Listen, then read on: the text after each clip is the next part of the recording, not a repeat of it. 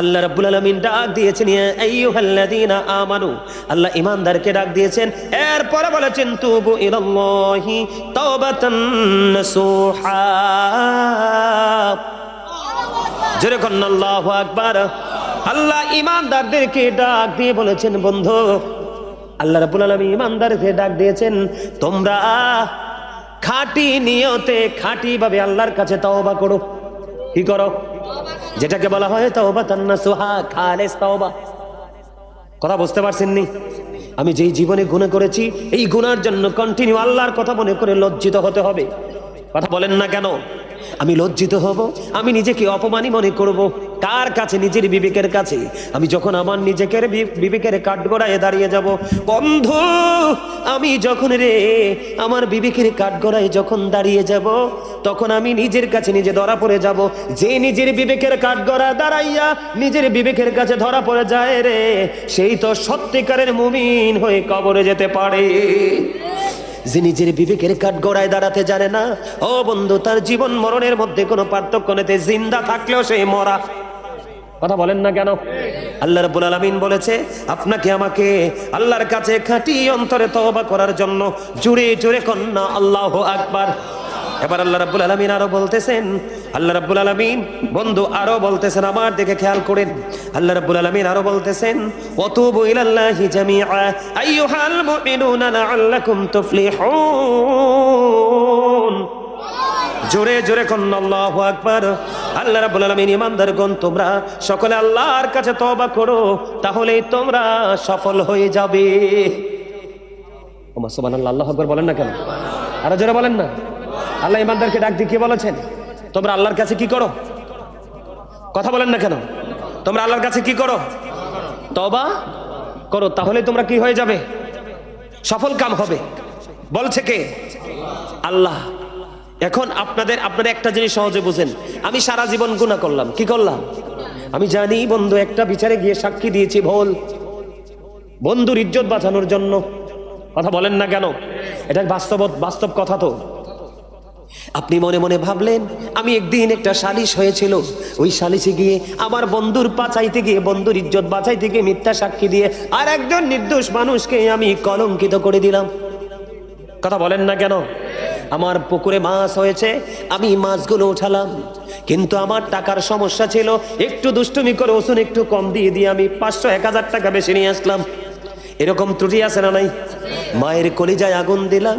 আজকে সব কিছু চিন্তা করে আপনি বন্ধু তওবা করবেন। কি করবেন?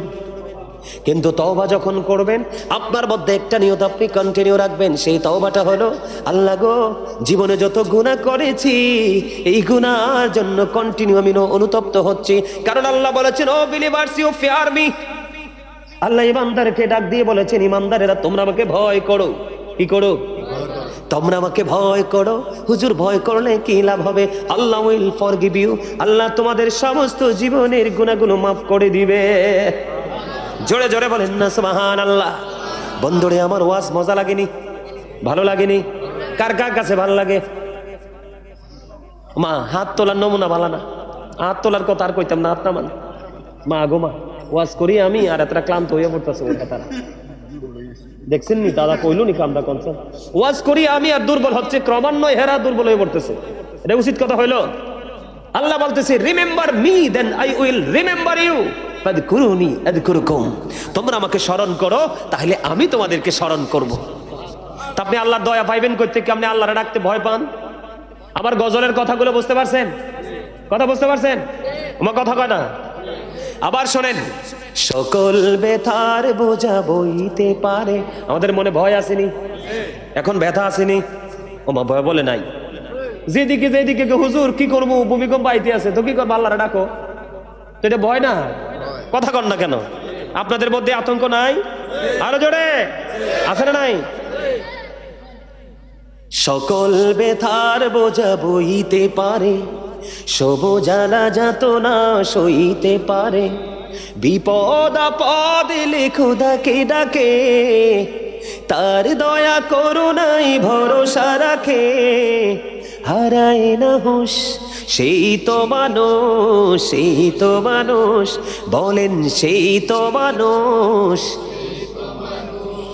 আগুনে পোড়ালে সোনা খাঁটি হয়ে যায়, সে কথা তো সবাই জানেন। ঠিক না বলেন? সোনা খাঁটি হইতে হলে কি হয়? আগুনে পোড়াতে হয়। আপনিও যদি বন্ধু খাঁটি হতে চান, আল্লাহ রসুলের প্রেমের আগুনে পুইরা আপনাকে দুনিয়ায় কয়লা হইতে হইব। ঠিক কিনা বলেন? এই জন্য বলেছি বন্ধু, আগুনে পোড়ালে সোনা খাঁটি হয়ে যায়, সে কথা তো সবাই জানে। গভীর রাত্রি শেষে ভোর এসে যায়, সে কথা তো সবাই মানেন। ঠিক কিনা বলে?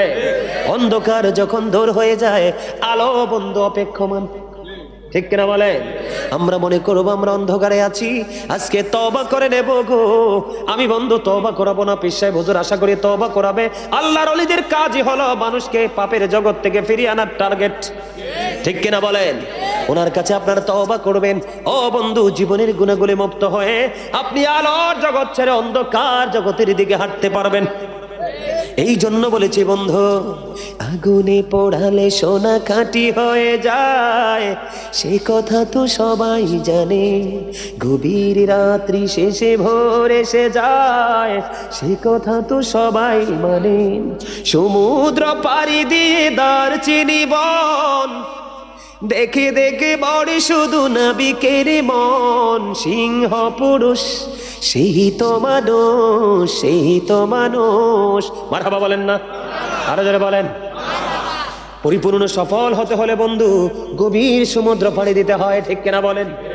আর সমুদ্র পাড়ি দিয়ে যদি আপনি ওই পারে যদি আপনি যেতে পারেন, তাহলেই আপনি দারুচিনি বনের সন্ধান পাবেন। ঠিক কিনা বলেন? তার মানে জীবনে আমল করতে করতে করতে করতে বন্ধু জীবনের লাইফ স্টাইলটাকে চেঞ্জ করে দেন। ওই যে ফলচেরাতের পুল নামক জাহান্নাম নামক সমুদ্রের উপরে ফলচেরাতের পুলটা আছে, এটা সহজেই পার হওয়া সহজ হবে। ঠিক কিনা বলেন? বনের রাজাকে সিংহ। ঠিক কিনা বলেন? সকল নবীর উম্মতের মধ্যে আখিরি নবীর উম্মত হলো সবচেয়ে বেশি দামি। এর মধ্যে সবচেয়ে বেশি দামি হবে সাচ্চা আশিকে রাসূলরা। কথা বলেন না কেন? আমি আপনাদেরকে বন্ধু এক্সাম্পল দেই। আল্লাহ বলেছেন তোমরা আল্লাহর কাছে তওবা করো, তাহলেই তোমরা সফল কাম হবে। তবে তওবাটা হতে হবে যথাযথ ভয় নিয়ে, তাকওয়া নিয়ে। ও বন্ধু, আতঙ্কিত হয়ে আপনার জীবনে চিন্তা করবেন, আল্লাহ গো জীবনে কত অন্যায় করেছে গো আল্লাহ, এই অন্যায়গুলোর জন্য কন্টিনিউ আমি তোমার দরবারে লজ্জিত। আল্লাহ দুনিয়ায় লজ্জা দাও, যা করো দুনিয়ায় করো। এই দুনিয়াতে হয়তো কিছু মানুষ দেখবে, সবাই তো দেখবে না, কিন্তু হাসরের ময়দানে লজ্জা দিও না। এতদিন জীবনে যে গুনাহ করেছি, এই গুনাহগুলো আর জীবনে কোনোদিন করব না। ঠিক কিনা বলেন? বন্ধুরে আমার, সবচেয়ে বড় কথা হলো, কেউ যদি হারাম খাইয়া শরীরকে মোটা বানায়া থাকেন, এই শরীরের গোশতগুলো নামাইতে হবে। কারো হক যদি বন্ধু খেয়ে থাকেন, তার হক রিটার্ন ফেরত দিতে হবে, অন্যথায় তওবা করে কোনো লাভ। এবার আসেন বন্ধু, আপনি আমি তো অত বড় পাপ করি নাই, আপনি আমি অত বড় জঘন্য অপরাধ করি নাই। আপনি ভূমিকম্প থেকে বাঁচতে হলে আজকের ওয়াজের জীবন মনে রাখবেন। আপনি যদি ভূমিকম্প থেকে বাঁচতে চান, আপনি যদি আসমানি গজব থেকে বাঁচতে চান, ও বন্ধু প্রস্তুত থাকবেন। কে কতদিন বাঁচবো জানি না, এখন থেকে পৃথিবীর অবস্থা দিন দিন অবনতির দিকে যাবে। মুসলমানের চরিত্র দিন দিন নষ্ট হতে থাকবে, দিনের শিক্ষা থেকে বন্ধু দূরে চলে যাবে, সৎ মানুষের মূল্য থাকবে না, মিথ্যাবাদীকে সমাজের মধ্যে মানুষ মূল্যায়ন করতে থাকবে। এদিক দিয়ে নতুন নতুন রোগ বিমান আসবে, ওই রোগের ওষুধ বন্ধু আপনারা খুঁজেও পাবেন না, এমন পরিস্থিতি হবে। ওই পরিস্থিতিতে মোকাবেলা করতে হলে আপনার আমার শিক্ষা নেওয়া দরকার। বন্ধুরে আমার, জোহাইনা গোত্রের এক মহিলা ব্যভিচারের মাধ্যমে সন্তান নিল। নাউজুবিল্লাহ বলেন। কিসের মাধ্যমে? আপনি তওবা করলে যে বিপদ থেকে বাঁচতে পারবেন, তওবা করলে যে আল্লাহর রহমত আপনি আমি পাবো, সেটার প্রমাণ বন্ধু। জোহাইনা গোত্রের মহিলা, ও বন্ধু ব্যভিচার বুঝেননি, অবৈধ রিলেশন। ঠিক কিনা বলেন? অবৈধ সম্পর্ক, যেই সম্পর্কটা বন্ধু হালাল না, টোটাল হারাম। তিনি যখন ব্যভিচারের মাধ্যমে ব্যভিচার করলেন, ব্যভিচারের মাধ্যমে বন্ধু ওনার গর্ভে সন্তান চলে আসলো। এবার নবীজির কাছে খবর চলে গেল। আবার আপনার পানির সুরে খবর শোনার পরে মেয়ের বাবাকে ডাকলেন। ডাকার পরে ওই মেয়ের বাবাকে ডাকলেন, তোমার মেয়েটাকে তুমি বাড়ি নিয়ে যাও। আমি তওবার গুরুত্ব বোঝানোর জন্য বলছি, আল্লাহ মানুষকে কতটা ভালোবাসে, ক্ষমা চাইলে তওবা করলে। বন্ধুরে আমার, এবার আমার রাসূল বললেন, তুমি তোমার মেয়েটাকে তোমার বাড়ি নিয়ে যাও, তাকে অত্যন্ত যত্ন সহকারে আদরের সাথে তুমি লালন পালন করতে থাকো। যখন এই বাচ্চাটা দুনিয়াতে আসবে, সন্তান যখন প্রসব করবে, বাচ্চাটাকে নিয়ে তুমি আমার কাছে চলে এসো।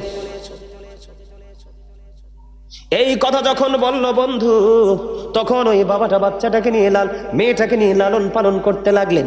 সময় শেষ হয়ে গেল, বাচ্চা প্রসব করলো।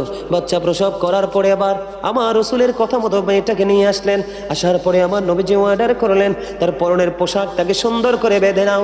বেঁধার পরে ওই দিকে গর্ত খনন করো। গর্ত খনন করা হলো।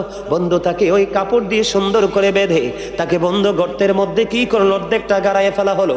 রজম পাথর মারতে শুরু করলো। পাথর মারতে মারতে মারতে মারতে বন্ধু ওই মেয়েটা মৃত্যুবরণ করলো। ইন্না লিল্লাহি ওয়া ইন্না ইলাইহি রাজিউন। এবার যখন মৃত্যুবরণ করলো, মৃত্যুবরণ করার পরে সকল সাহাবায়ে কেরাম আশ্চর্য হয়ে গেল। আমার নবীজির নির্দেশে, আমার নবীজির অর্ডারে মেয়েটাকে পাথর মেরে মারা হলো। কে জানি রে এই মেয়ের জানাজা পড়িয়ে দিবে, কারণ এই মেয়েটার মৃত্যু হয়েছে বন্ধু পাথর মারতে মারতে। বন্ধু এবার সাহাবায়ে কেরাম চিন্তা করতেছে, চিন্তা করতে করতে করতে করতে শেষ সময়ে দেখতে পাইল রে আমার নবীজি তার জানাজা পড়ানোর জন্য হাজির। আরো জোরে বলেন না সুবহানাল্লাহ। সুবহানাল্লাহর মজা এর এক ফটো। আরো জোরে বলেন সুবহানাল্লাহ। সুবহানাল্লাহ ওয়ালহামদুলিল্লাহ লা ইলাহা ইল্লাল্লাহ। সুবহানাল্লাহ ওয়ালহামদুলিল্লাহ লা ইলাহা ইল্লাল্লাহ। লা ইলাহা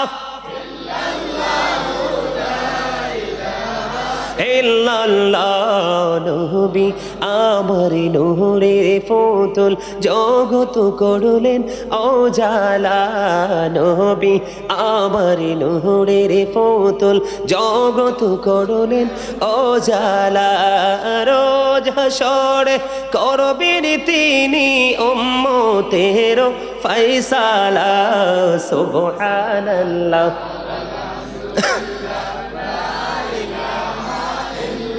লা ইলাহা ইল্লাল্লাহ। লা ইলাহা ইল্লাল্লাহ। লা ইলাহা ইল্লাল্লাহ মুহাম্মাদুর রাসূলুল্লাহ সাল্লাল্লাহু আলাইহি ওয়াসাল্লাম। বন্ধুরে আমার, এবার নবীজি জানাজা পড়ানোর জন্য হাজির হয়ে গেল। সবাই তো আশ্চর্য হয়ে গেল, এটা কেমন কথা, আমার নবীজির অর্ডারে পাথর বেড়ে তাকে মারা হলো। এই কথা বলার পরে ও বন্ধু চিন্তা করতে করতে নবীজি তার জানাজাটা পড়িয়ে দিলেন।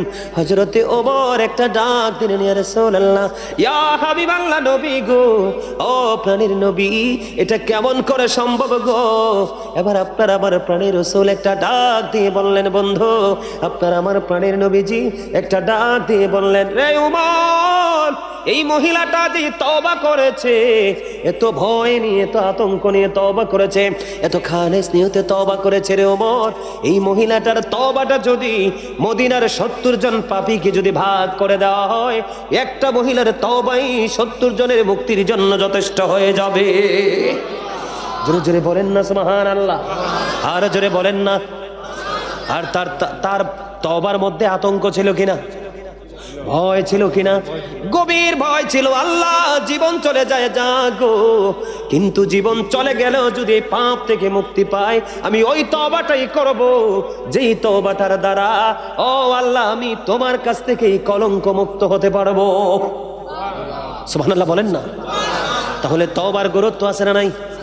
আজকে যদি আপনি তওবা করেন, আমি বলে দিলাম তো, দেখবেন গোটা বাংলাদেশের মানুষ যদি আজকে থেকে তওবা করে, যদি তার চরিত্র পরিবর্তন করে, দেখবেন আগামী দিন থেকে আবহাওয়া অধিদপ্তর এবং বাংলাদেশের কোনো টিভি চ্যানেল ওই নিউজ আর করবে না, কারণ এটাকে আবার আল্লাহ গায়েব করে দিবে। বন্ধুরে আমার, যখন পাপের আকার, দুনিয়ার আকার যখন পাপে বন্ধ ভারী হয়ে যায়, তখন সব কিছুর কিন্তু নাবি আছে, এই জমিনেরও বন্ধ নাবি আছে। আল্লাহ ফেরেশতাদেরকে বলে, এই জমিনটাকে ধরে একটা টান দাও। কে দাও? যখন জমিনটাকে ধরে টান দেওয়া হয় তখনই জমিনটা কম্পন আরম্ভ করে, আর এখান থেকে যে অবকাঠামো অনেক কিছু আছে চিরদিনের জন্য নিশ্চিহ্ন হয়ে যায়। কথা বলেন না কেন? আপনারা বলেন এখনকার মানুষের পাপে ভরে গেছে কিনা দুনিয়া? আরো জোরে কোন। গজব তো আসবেই, স্বাভাবিক, অস্বাভাবিক কোনো কিছু নাই। ও বন্ধু, আমি আপনাদেরকে বলে দিতে চাই, এবার আসেন বন্ধুরে আমার, একজন 99 জনকে হত্যা করলো। কতজন? 99 জনকে হত্যা করলো। হত্যা করার পরে বন্ধু তিনি কি করলেন? আরেকজনের কাছে জানতে চাইলেন। হাদিস শরীফ কিন্তু, মানে আরেকজন আল্লাহওয়ালা একজনের কাছে জানতে চাইলেন। তিনি মনে করেছেন যে ওনার কাছে গেলে একটা সঠিক ফয়সালা হবে। যখন তিনি ওই লোকটার কাছে জানতে গেলেন, আমি 99টা খুন করছি, আল্লাহ আমাকে মাফ করবে কিনা, প্রশ্ন করার পরে ওই ব্যক্তি বললেন, না না না, তোমার অপরাধ পাপ মোচন হবে না। তখন তিনি সঙ্গে সঙ্গে ওই লোকটাকেও খুন করে ফেললো। কিছু কইতেন না? লগে ওইটারও কি করছে? তখন কয়টা হইল? 100টা হইল বন্ধু। সে কয় আমি 99টা হত্যা করছি, আমার নাকি বলে মাপ নাই। এবার ওই লোককে সে হত্যা করে 100টা পুরাই ফেললো বন্ধু, হাদিস শরীফ থেকে কালেক্ট করা। তিনি ক্ষান্ত হলেন না, উত্তরটা সঠিক তিনি পেলেন না। এবার চলে গেলেন আরেকজনের কাছে। যাওয়ার পরে তিনি ওনার কাছে বিস্তারিত বললেন। বলার পরে এবার উনি বললেন, তোমাকে আল্লাহ ক্ষমা করে দিবে, তোমাকে আল্লাহ কবুল করে নিবে, তবে আমার কথা মতো যদি তুমি চলতে পারো। সুবহানাল্লাহ বলেন না কেন? আমি আপনার কথা মতোই চলবো, যেইভাবে বললেন সেইভাবেই চলবো, কিন্তু আমাকে অপরাধ থেকে মুক্ত হতে। এই কথা বলার পরে বন্ধু এবার তিনি কি করলেন? তোমার একটা কাজ হলো, তুমি যে পাপের জগৎ থেকে ঢুকছিলা, কোথায় ঢুকছিলা? পাপের জগতে ঢুকেছিলা, ওখান থেকে তোমাকে বের হয়ে আসতে হবে। ওখানে আর তুমি ফিরে যেতে পারবা না। আমি একটা রাস্তা তোমাকে দেখিয়ে দিব রে, ওই রাস্তা ধরে যদি তুমি যাইতে পারো, তোমাকে আমার আল্লাহ কবুল করে নিবে। সুবহানাল্লাহ বলেন না? এবার কি করলেন বন্ধু? তিনি যেখান থেকে আসলেন তিনি ওখানে আর ফিরে যাবে না। ওই যে আল্লাহর প্রিয় লোক যে রাস্তা দেখিয়ে দিয়েছেন তিনি সেই দিকে চলে যাবে। এবার হাঁটতে হাঁটতে হাঁটতে হাঁটতে বন্ধু অনেক দূর হেঁটে চললেন। চলতে চলতে চলতে চলতে এমন একটা পরিবেশ পরিস্থিতি বন্ধু তৈরি হয়ে গেল। দুই দল ফেরেশতা আসলো, তার মৃত্যুর সময় হয়ে গেছে মাঝরাতে, মাঝ রাস্তার মধ্যে। আল্লাহু আকবার বলেন না? খেয়াল করেন আল্লাহ আল্লাহর বান্দাকে কেমন করে বন্ধু কবুল করে নেয়। তিনি যাচ্ছেন আল্লাহকে পাওয়ার ওসিলায়, আল্লাহকে রাজি করার ওসিলায়। পথিমধ্যে বন্ধু দুই দল ফেরেশতা নেমে আসলো। কয় দল? এক দল আসছে তার ইন্তেকালের পরে তাকে জাহান্নামে নিয়ে যাবে, আরেক দল আসলো তাকে বন্ধু জান্নাতে নিয়ে যাবে। এখন দুই দলের টানাটানি চলতেছে। জান্নাতীরা বলতেছে সে তো আল্লাহর উদ্দেশ্যে রওনা দিয়েছে, আমরা তাকে জান্নাতে নিয়ে যাব। জাহান্নামীরা বলতেছে না না না, তাকে যেতে দিব না রে, কারণ সে অনেক বড় অপরাধী, অনেক বড় অন্যায় করেছে, তার ঠিকানা হলো জাহান্নাম। বন্ধু দুই দলের মধ্যে টানা হেসরা শুরু হয়ে গেল। কত ভয়ঙ্কর, কত গভীরের তথ্য দেখেন বন্ধু। আল্লাহ আল্লাহর বান্দাগুলোকে কেমন করে বাঁচাতে চায় বন্ধু। অপূর্ব হুরার মানুষ রে, কেমন করে তোমরা ঘরে বসে আছো, কেমন করে তোমরা ঘরের আঙ্গিনায় শুয়ে আছো রে, একটা বার কি তোমাদের মনে আসে না এখনো তো মৃত্যু হতে পারে? ওই যে পূর্ব হুরাতে মাহফিল চলছে, তুমি মাহফিলে যাও নাই, অহংকার করেছো, তুমি কি জবাব দেবা? কারণ তোমার জীবনের সময়গুলোর হিসাব আমার আল্লাহ নিবে। বাঁচতে পারবা না, পুঙ্খানো রূপে তোমার জীবনের সময়ের হিসাব দেবে। তুমি দিনের শিক্ষা কতটুকু অর্জন করেছো সেটার হিসাব দিতে হবে, সেটার উপর আমল কতটুকু করেছো সেটার হিসাব দিতে হবে। বন্ধু যৌবন কালটাকে কেমন করে কাটাইছো ওই জবাব আল্লাহর কাছে দিতে হবে রে। কেমন করে সেই হিসাব মানুষগুলো দিবে বন্ধুরে আমার। এবার দুই দল ফেরেশতার ঝগড়া শুরু হয়ে গেল। এই দল টানতেছে জাহান্নামে নেবে, ওই দল টানতেছে জান্নাতে নিয়ে যাবে। আল্লাহ রাব্বুল আলামিন তাদের অবস্থা দেখতেছেন। দেখতে দেখতে দেখতে দেখতে একজন বিচারক হিসাবে ফেরেশতা জমিনে পাঠিয়ে দিলেন। একজন চলে আসলেন, আসার পরে বললেন আমি একটা ফয়সালা দিব, তোমরা মানবে কিনা বলো। এবার দুই দল ফেরেশতাই বন্ধু কি তাকে নিয়ে যেতে চায়। এখন বিচারক আসলে মধ্যপন্থা অবলম্বনকারীকে সবাই ভালোবাসতে চায়, ঠিক কিনা বলেন? মধ্যপন্থা অবলম্বন করাটা হলো সবচেয়ে উত্তম পন্থা। বন্ধুরে আমার, এবার কি হয়ে গেল? এবার ফেরেশতারা ফয়সালা দিল। দেখেন আমার আল্লাহ কত ভালোবাসে। আমার আল্লাহ বান্দাকে বাঁচাইতে চাইলে কি করে, দেখেন আল্লাহ বান্দাকে কত আদর করে, কত মায়া করে রে। ও বন্ধু, তুমি দিন দিন অন্যায় করতেছো, দিন দিন অপরাধ করতেছো, ইসলাম বিরোধী কাজ করতেছো, যে আচরণে আবার আল্লাহ কষ্ট পায় সেই আচরণটাই তুমি করতেছো। তারপরে আল্লাহ তোমাকে সুস্থ রেখেছে, আল্লাহর নিয়ামত তোমাকে খাওয়াচ্ছে, তুমি যা চাও তাই তুমি পাচ্ছ রে। একটা বার কি ভাবো না ওই মালিক কোথায় রে? কোথায় থেকে আমাদেরকে পরিচালনা করে? বিপদে পড়লে কেউ পাশে থাকে না, মালিককে একটা ডাক দিলে মালিক হাজির হয়ে যায়, ঠিক কিনা বলেন? এমন মালিককে কেমন করে বন্ধু তোমরা ভুলে গেলে? কেমন করে তোমরা মালিককে ভাবনা থেকে দূরে চলে গেলে? একজন ফেরেশতা বললেন আমি ফয়সালা দিব। কয় ফয়সালাটা আমরা মেনে নিব, আপনি কি ফয়সালা দিবেন? কয় ফয়সালা হলো সে যেই জায়গা থেকে এসেছে ওই জায়গাটা মাপবা, কতটুকু এই পর্যন্ত এসেছে, আর যেই জায়গার উদ্দেশ্যে রওনা দিয়েছে ওই জায়গাটা তোমরা মাপবা।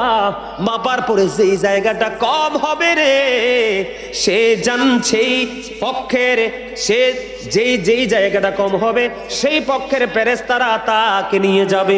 জোরে জোরে কন্না আল্লাহু আকবার। কথা বুঝতে পারছেন নি? আরো জোরে কথা বুঝে আসছে? সে আসছে কোন দিক থেকে? পাপের জগৎ থেকে। কোন জগৎ থেকে? কিন্তু পাপের জগৎ থেকে বের হয়েছে কিসের জন্য? আমার যত দূর যাওয়া লাগে আমি যাব, যত দূর অতিক্রম করা লাগে আমি করব, জীবনে যত সময় দেওয়া লাগে আমি দিব রে, জীবনের কত অর্থ ব্যয় করা লাগে যতটুকু আছে তাই দিব। কিন্তু আমি একটাই চাই, আমি আমার মালিক থেকে মুক্ত হতে চাই, মালিকের কাছে গ্রহণযোগ্য হতে চাই। বন্ধুরে আমার, হাঁটতে হাঁটতে হাঁটতে হাঁটতে চলে গেল। এবার ফেরেশতারা জায়গা মাপলো, মাপার পরে দেখা গেল ও বন্ধু জাহান্নামের রাস্তাটা থেকে অনেক দূর তিনি এগিয়ে গেলেন। জায়গা মাপার পরে হাদিস শরীফে যা আমি পেয়েছি তাই বলছি, তিনি মাপার পরে দেখতে পাইলেন ওই যে জান্নাতের দিকে, পবিত্র জগতের দিকে হেঁটে গেলেন, মাত্র এদিক থেকে আধা হাত বেশি তিনি ঢুকে গেছে। সুবহানাল্লাহ বলেন না? আরো জোরে। আধা হাত জায়গা কি বেশি নি? কথা বলেন না। আধা হাত জায়গা কি দাদা ভাই বেশি? একেবারে সীমিত, ছোট্ট সীমা, ঠিক কিনা বলেন? তিনি জাহান্নামের পথ থেকে আলোর দিকে যাচ্ছেন, ওই দিকে, এই দিক থেকে ওই দিকে আধা হাত বেশি ঢুকে গেছে। আধা হাত বেশি কেন হলো? আমার আল্লাহ ওই যে তার মনের ভয়, তার মনের মধ্যে আতঙ্ক, তার মনের গভীরে দুশ্চিন্তা, আমার আল্লাহ জমিনকে ডাক দিয়ে বলল, জমিন, জমিন রে, আমার বান্দা তো আমি আল্লাহর সন্ধানের আশায় পাগল হয়ে গেছে রে, এতদিন অন্যায় করেছে, অপরাধ করেছে, শয়তানের ধোকায় পড়িয়া এখন সে আমার তালাশে বের হয়ে গেছে। ও জমিন, তুমি একটু বড় হয়ে যাও। আর ওই জমিনকে বললেন তুমি সংকুচিত হয়ে যাও, ছোট হয়ে যাও, তার মানে জাহান্নাম দূরে চলে যাও, আর জান্নাত আমার ওই বান্দার কাছাকাছি চলে আসো। জোরে জোরে কন্যা সুবহানাল্লাহ। মাত্র আধা হাত বেশি হলো। আধা হাত বেশি হওয়ার পরে ওই যে বিচারক ফেরেশতা আসলো বন্ধু, ওই বিচারক ফয়সালা দিল, ও জাহান্নামীরা, তোমরা তাকে আর নিতে পারবা না। আমার আল্লাহর পছন্দের যে জগৎ, ওই জগতের দিকে সে বেশি ঢুকে গেছে, তার মানে পাপের রাস্তা অনেক অতিক্রম করে চলে এসেছে, জান্নাতের দিকে খুব কাছাকাছি চলে এসেছে বন্ধু। জান্নাতীরা তার প্রাণ পাখি হরণ করে নিল, আর ঠিকানা হয়ে গেল তার জান্নাত। ওই যে আয়াত পড়েছি মনে আছে? আল্লাযীনা আমানু ওয়া কানু ইয়াত্তাকুন লাহুমুল বুশরা ফিল হায়াতিদ দুনিয়া ওয়া ফিল আখিরাহ। ঈমান আনার পরে যদি আপনার মনের মধ্যে দুশ্চিন্তা, ভয়, আতঙ্ক তৈরি হয়, আপনি মনে করবেন যে আমি সফল। মনে রাখবেন, একটা মানুষ অপরাধ করার পরে একটু পরে যখন সে চিন্তা করবে, আল্লাহ গো, এই কাজটা তো আমি অপরাধ করে ফেলছি, হয়তো বুঝি নাই, আমার কাজটা তো ঠিক হয় নাই, না বুঝে করে ফেলেছি। এই যে দুজন ফেরেশতা আছে না, জানেন এদের নাম? কিরামান কাতিবিন, কাঁদে বসিয়া সকল কর্ম লিখিতেছে হুকুম নিয়া, আল্লাহর হুকুম নিয়া।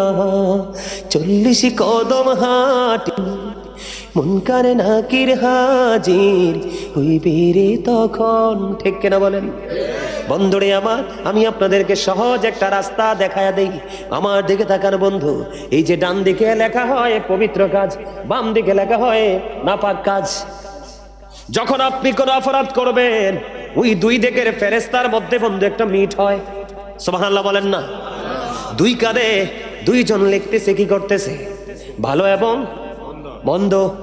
বন্ধুরে আমার, ওই দুইজনের মধ্যে বন্ধু মিট হয়ে যায়। হুজুর কেমন করে মিট হয় গো? যখন কোনো আপনারা অপরাধ করে ফেলেন, আমরা যখন কোনো অপরাধ করে ফেলি, বাম দিকের ফেরেশতা যখন লেখার জন্য প্রস্তুতি নেয়, ওই ডান দিকের ফেরেশতা বিনয়ী ভাবে বলে, রে বন্ধু তুমি তার অপরাধটা এখনই লেখো না। আল্লাহর বান্দা ভুল করে ফেলেছে, অপরাধ করে ফেলেছে, শয়তানের ধোকায় পড়েছে, তাকে একটু সময় দাও। ওই ফেরেশতা যখন বলে কতটুকু সময় দিব? কম পক্ষে 7 ঘন্টা অপেক্ষা করে। জোরে জোরে কন্যা সুবহানাল্লাহ। কয় ঘন্টা? কম পক্ষে 7 ঘন্টা অপেক্ষা করা হয় বন্ধু। আপনি যখন 7 ঘন্টার মধ্যে যখন আপনি তওবা করে ফেলবেন, অনুতপ্ত হয়ে যাবেন, আপনার পাপটা বাম দিকের ডায়েরিতে উঠবেই না। জোরে কন্যা সুবহানাল্লাহ। আরো জোরে বলেন না সুবহানাল্লাহ। তাহলে অপরাধ করার দরকার আছে না ছাড়ার দরকার? আরো জোরে বলেন। আমরা ধরবো না ছাড়বো? বন্ধুরে আমার, আমার দিকে থাকান। আমার রাসূল বলে দিয়েছে, বন্ধু অপরাধী যারা, গুনাহগার যারা, অপরাধী যারা, তারা যখন অন্যায় করে, খেয়াল করেন, তারা যখন কোনো অন্যায় করে, তারা যখন কোনো পাপ করে, তাদের কাছে কেই মনে হয় জানেননি পাপ কাজটা কি? একটা মানুষ তার নাকের ডগায়, নাকের উপরে মাছি বসলে যেমন এটাকে নাথিং মনে করে। কথা বুঝে নিয়েন কার কথা বলছি? পাপী, অপরাধী, নষ্ট, ক্যারেক্টারলেস মানুষ যারা আছে, পার্সন যারা আছে, তারা অপরাধ করার পরে তারা ফিল করে কেমন জানেননি? তারা চিন্তা করে কেমন, যে নাকের আগায় মাছি বসলে যেমন মনে হয়, ঠিক তারা তাদের অপরাধকে সেই রকম মনে করে। জোরে কন্যা নাউজুবিল্লাহ। আর যারা মুমিন, ও বন্ধু, আর যারা মুমিন, আর যারা বিশ্বাসী, আর যারা তাকওয়া সম্পূর্ণ ব্যক্তি, যারা মুত্তাকি হয়ে গেছে, তারা যখন অপরাধ করে, তাদের মধ্যে এমন ভয়, এমন আতঙ্ক, এমন কম্পন তাদের হৃদয়ের মধ্যে শুরু হয়ে যায়, তারা মনে হয় যেন বিশাল বড় এক পাহাড়ের নিচে বসে আছে রে, সেই পাহাড় কখন জানি চাপা দিয়ে বসে। সুবহানাল্লাহ বলেন না? পাপ কিন্তু একটাই। পাপ কয়টা? অপরাধ কিন্তু একটাই, কিন্তু চিন্তা দুইটা। বুঝতে পারছেন? একজন মনে করে দূর আমার মাছ নাকে ডগায় মাছিয়ে না বসছে, কিন্তু আরেকজন মনে করে আল্লাহ গো কত ভয়ঙ্কর পাহাড়, এটার নিচে পড়ে আছি, কখন জানি পিষ্ট হয়ে শেষ হয়ে যায়। সুবহানাল্লাহ বলেন না? আলহামদুলিল্লাহ বলেন। আপনারা জানেন আদম হাওয়া জান্নাতে ছিল, ছিল কি ছিল না? আদম হাওয়া যখন জান্নাতে যায়, আমার আল্লাহ আদম হাওয়াকে সিগন্যাল দিয়েছিলেন, জান্নাতের যেখান থেকে মন চায় খাও, কিন্তু গন্ধমের কিনারায় যাইও না। ঠিক কিনা বলেন? ওই দিকে যাইও না।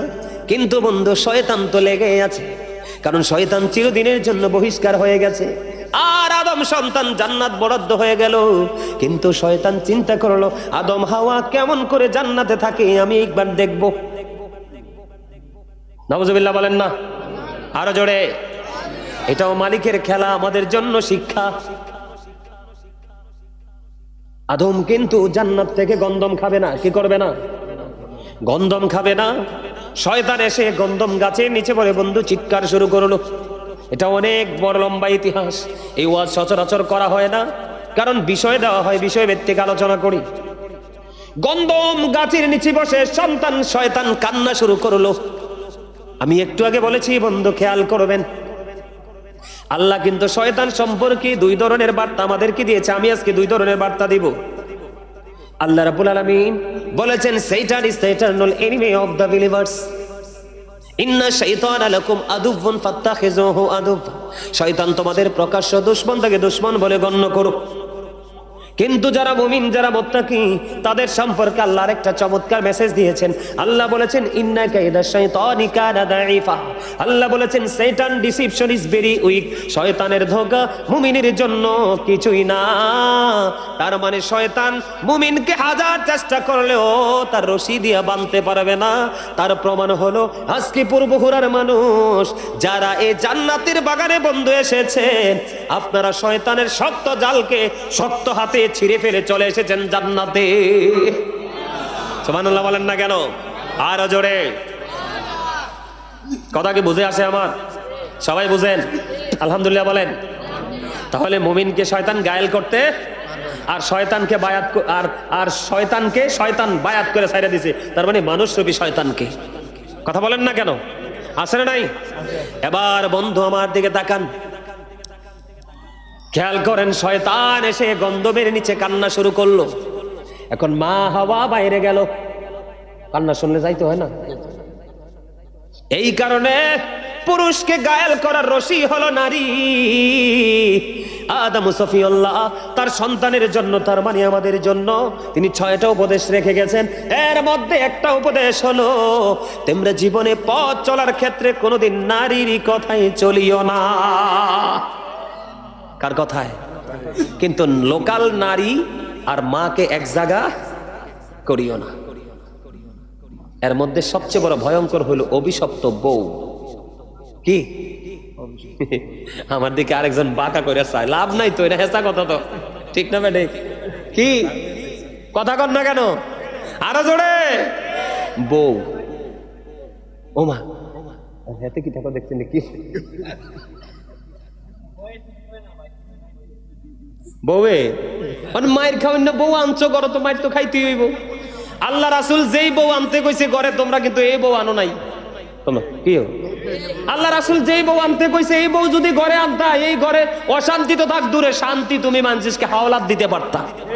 কথা বলেন না কেন? আমার নবীর আইন মাইন নাকি এখনকার ফোলাফাইন বিয়ে করে, আর ফোলাফাইন যেমন তেমন, ফোলাফাইনের বাপটি আরো দুষ্ট। কথা কয় না কেন? কোমা গোমা আমার বউ সুন্দর না হইলে নিতাম না। আল্লাহ রাসূল কইছে সুন্দর তো দেখবা, ধন আছে কিনা সেটাও দেখবা, তবে আল্লাহওয়ালা কিনা সেটা দেখো। যদি আল্লাহওয়ালা হয়, এটা যদি কান কাটা হয়, বাদি হয়, দাসী হয়, তারপরেও তুমি তাকে কালো, কুচকুচি কালো হয়, তারপরে এটাকে তুমি ঘরে নিয়ে আসো, কারণ এইটা চামড়া কালো, ভিতরটা আলো। এইটা ঘরে ঢুকলে তোমার ঘরে আলোকিত সন্তান আসবে। গাজী সুলাইমান কি সারা বাংলাদেশে আরেকজন আছে? কথা কন না আপনারা? আছে? আরেকজন আছে? নাই তো। তো গাজী সুলাইমানটা জন্ম হলো কোত্থেকে? মায়ের পেট থেকে না? আমার পরিচিত মানুষ, কাছের মানুষ এখানে আছে, আমি কাউকে আঙ্গুল দিয়ে দেখাই পরিচয় করতে চাই না। আমার জীবনে আমি ছোট্ট থাকতে মনে মনে ভাবতাম, দাদা ভাই, আমি কইতাম মা এত নামাজ কি পড়ে? একদম সিরিয়াসলি বলছি, একটু বানাইয়া বলছি না, বাড়াইও বলছি না। কইতাম মা দুপুরেও নামাজ পড়ে, সকালেও নামাজ পড়ে। আসলে মা কি নামাজ পড়ে? এখন আইসা দেখি রে বন্ধু, মাগরিবের পরে তো আওয়াবিন আছে। একদিন যদি আপনি নবীর আইন মেনে মাগরিবের নামাজ পড়ে মাত্র একদিন যদি আপনি আওয়াবিনটা পড়তে পারেন, তাহলে 12 বছরের নফল ইবাদতের সওয়াব একদিনে কিছু সময় ঢুকে যাবে। তবে শর্ত হলো, নবীজি বলছে প্রয়োজন হলে কথা বললো, নাইলে বললো না। মাগরিবের নামাজটা শেষ করে সোজা সুজি চলে যাও কোথায়? আওয়াবিন পড়তে 6 রাকাত, 2 রাকাত করে করে পড়ে ফেলো। ও বন্ধু, 2 রাকাত পরে করে করে 6 রাকাত যখন তুমি পড়ে ফেলবা, আবার রাসূল বলছে এই উম্মত রে, তুমি আজকে 6 মিনিট সময় দিয়েছো 6 রাকাত আওয়াবিনে। আমি বললাম আপনি বাড়িয়ে পড়লে আরো তো মজার কথা, তবে 1 মিনিট করে ধরলাম 1 রাকাত নামাজ। এখনকার মুসল্লিরা যেই ডিজিটাল, 40 সেকেন্ডে ও বন্ধু কি হয়ে যায়, 1 রাকাত শেষ। কথা কন না কেন? আরো জোরে। রুকু দিলে আওয়াজ হয়, সেজদা দিলে আওয়াজ হয়, এটা তো আওয়াজ হওয়ার জিনিস না, প্রেমের জিনিস। আপনি মাগরিবের পরে 6 রাকাত আওয়াবিন নামাজ পড়বেন, একদিন পড়লে 12 বছরের নফল ইবাদতের সওয়াব আপনার আমলনামায় ঢুকবে। আমি চিন্তা করতাম আমার মা কেন এই নামাজ পড়ে মাগরিবে না আমাদের জন্য নামাজ মাগরিবের সময়। এবার আসেন বন্ধু, ফজরের নামাজ পড়লেন। বিশেষ করে আমার দাদা ভাই যারা আছেন মুরব্বী, আপনাদেরকে বলে দিতে চাই, আপনারা ফজরের নামাজ পড়লেন, আমার রাসূল বললেন ফজরের নামাজ পড়ে তুমি ঘুমাইও না। এখানে 2টা লাভ। কয়টা বলবো নি? একটু ওয়াজটা করবো নি? বন্ধু একদিন ফজরের নামাজ শেষ করে আমার নবীজি মা আয়েশার কাছে চলে আমার নবীজি মা ফাতেমার কাছে গেলেন। মা মা গো, আপনি কি ঘুমিয়ে আছেন? মা ঘুম থেকে ওঠেন। বাবা বাবা গো, কেন গো ঘুম থেকে উঠতে হবে? মা ফজরের পর থেকে সূর্য ওঠার আগ পর্যন্ত আমার মালিক তার প্রিয় বান্দাদের জন্য রিজিক বরাদ্দ দেয়, ফজরের পরে আপনি নামাজ পড়ে ঘুমাইয়েন না। এখনকার ফলাফাইন রাত 3টা পর্যন্ত মোবাইল টিভি, 12টায় ঘুম থেকে ওঠে। আর মাও যে কি আদর করে লোকমানিয়া মুখে দেয়। এই ফলাই যে কি মায়ের খাওয়াইবো মারে আর বাপের হাসরের মাঠে, ডাইরেক্ট কইব আল্লাহ এটা আমরা কিচ্ছু শিখাই নাই। যাবেন কোথায় সেদিন? উপায় আছে? সন্তানকে যখন আল্লাহ অ্যারেস্ট করবে, হিসাব চাইবে, আল্লাহ আমি তো এমনি এমনি যাই নাই, মা বাবার মাধ্যমে গেছি, আমরা তো কিছু দেয় নাই। কথা কি বুঝতে পারছেন?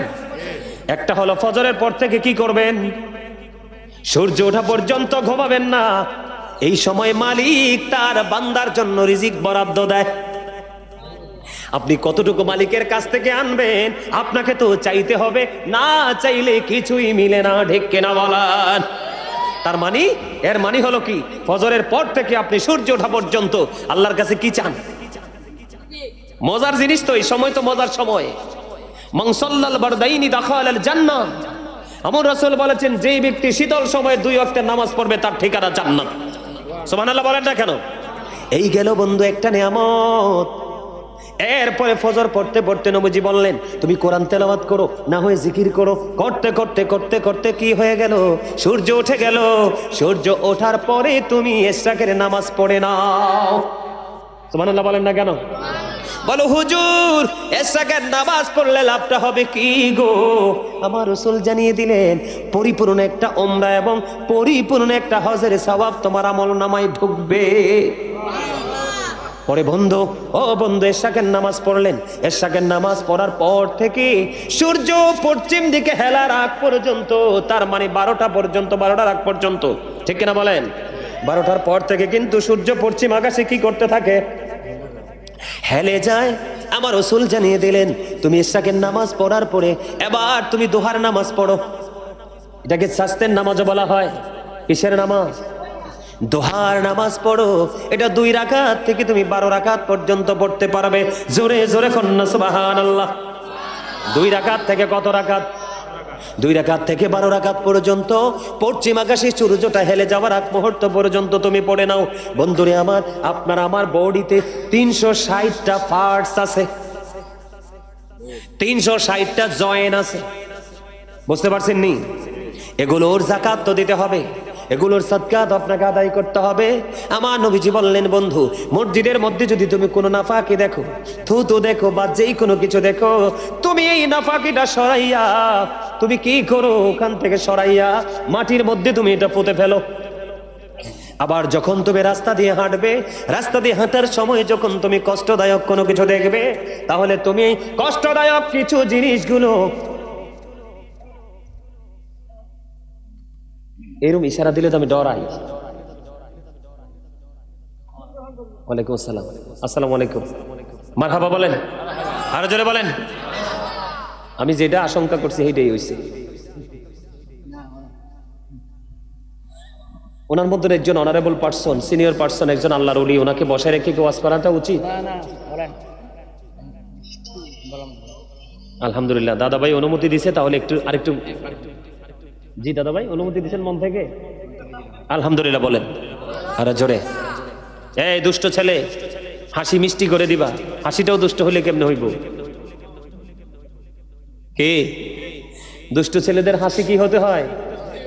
দুষ্ট ছেলের হাসিও যদি দুষ্ট হয় তো ডাবল নেগেটিভ হইল নি কামটা? কথা কন। তোমরা বসো না ভাই, এদিক দিয়ে আসো, এদিক দিয়ে আসো। মাহফিল শেষ তো, পেশা হুজুর মোনাজাত দিবে, তোমরা সবাই দোয়া করে তাবারক নিয়ে চলে যাবে। এই যে এদিকে আসো, তোমরা এদিক দিয়ে কর্নার হয়ে চলে আসো ভিতরে। এই যে এখানে জায়গা আছে, আসো। ওখানে দাঁড়ায় থাকলে তো সুন্দর না। তোমাদের মাঝে একজন আল্লাহর ওলি এসেছে, এটা তোমাদের এটা খুশ নসিব। দায়ক কোনো কিছু দেখলে তুমি কি করে ফেলো? সরিয়ে ফেলো। তাহলেই তোমার বডিতে যে 360টা পার্টস আছে, এই 360টা পার্টসের সদকা আদায় হয়ে যাবে। যেটা বলেন না সুবহানাল্লাহ।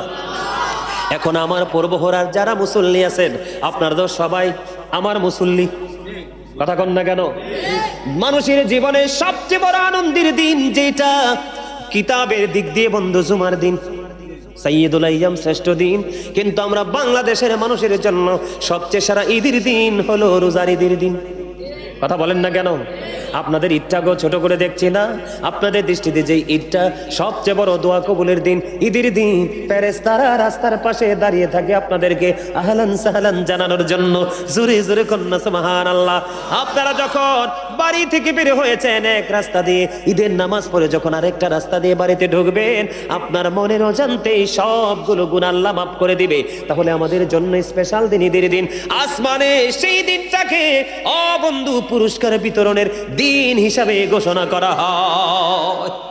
সুবহানাল্লাহ বলেন না? আরো জোরে বলেন। বন্ধু পীর সাহেব হুজুর চলে এসেছেন, ববের মোড়া দরবার শরীফের পীর সাহেব কেবলা। আমি কিন্তু আলোচনা লম্বা করব না, উনি আমাকে যতই অনুমতি দিক কিন্তু বেয়াদবি হয়ে যাবে। বন্ধুরে আমার, আমি আপনাদেরকে বলে দিতে চাই, এখন আপনারা পূর্বহরার মানুষ, আপনারা আমার প্রিয় মানুষ, ভালোবাসার মানুষ। শাহিন ভাইয়ের সাথে দুইবার বলেছি, ভাই আমি তো পড়াইছি কয়েক বছর, নামাজ চলে যাব। ও বন্ধু, আপনাদের এখানকার যোগ্য দক্ষ কোয়ালিটিফুল পার্সন যারা আছে সামাজিকতার সাথে যুক্ত, ওরা বলছে হুজুর জীবন থাকতে না। আপনারা কি এটার পক্ষে? আপনারা কি কেউ চান উনি থেকে চলে যাক?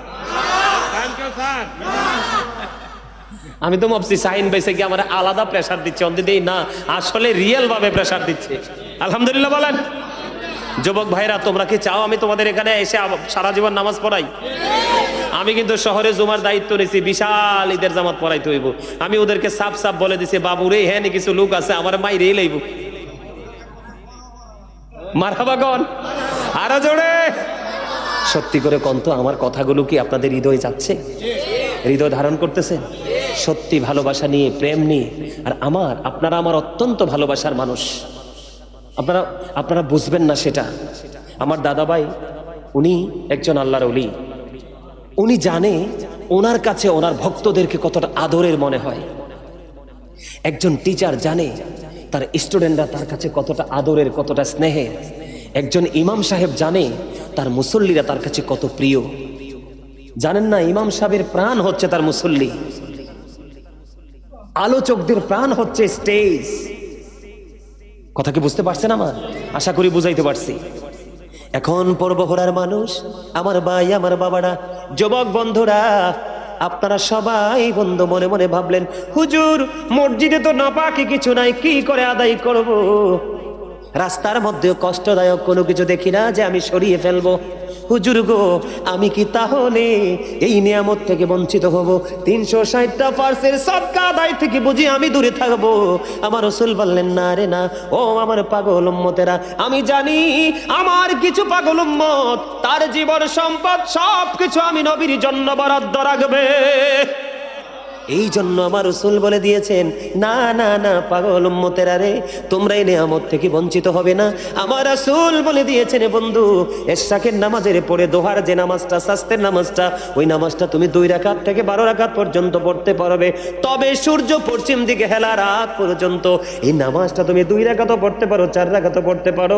এই নামাজটা যদি তুমি আদায় করতে পারো রে, তোমার প্রত্যেকটা শরীরের যে পার্টস আছে, শারীরিক যে পার্টস, জয়েন্টগুলো আছে, একটার সাথে আরেকটা নিবিড়ভাবে সম্পৃক্ত।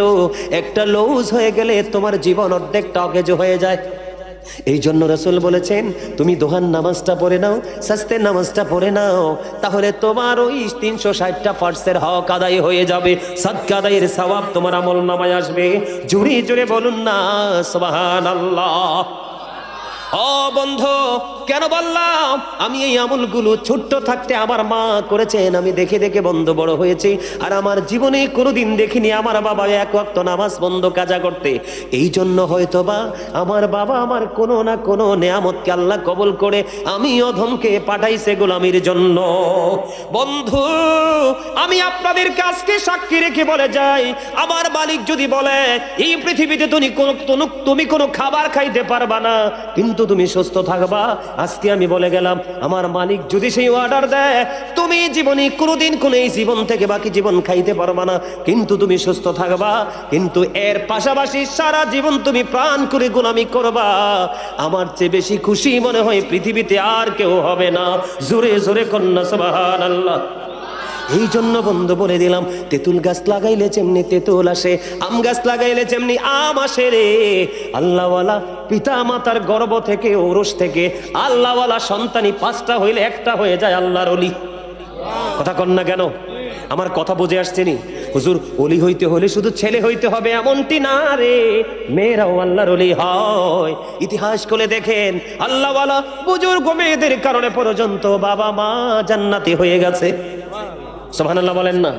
এই জন্য বলে দিতে চাই বন্ধু, আদম হাওয়া তারা কোথায় গেলেন? জান্নাতে গেলেন। আল্লাহ নিষেধ করেছে গন্ধম খাইও না, সব জায়গায় যাইও, এখানে যাইও না।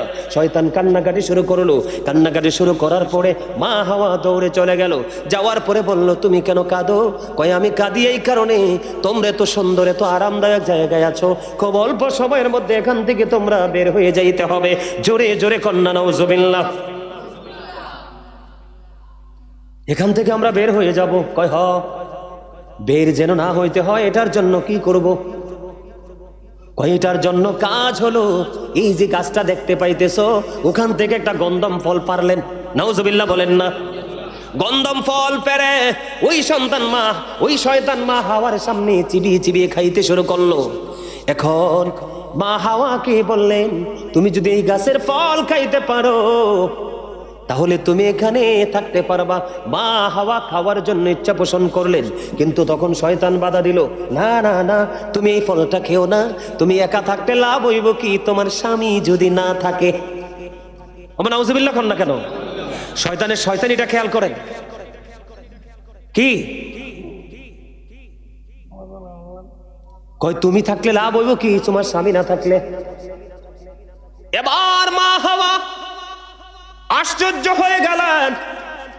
ও বন্ধু, বাবা আদম ছিল তন্দ্রাচ্ছন্ন। দাদা ভাই ঠিক আছে নি?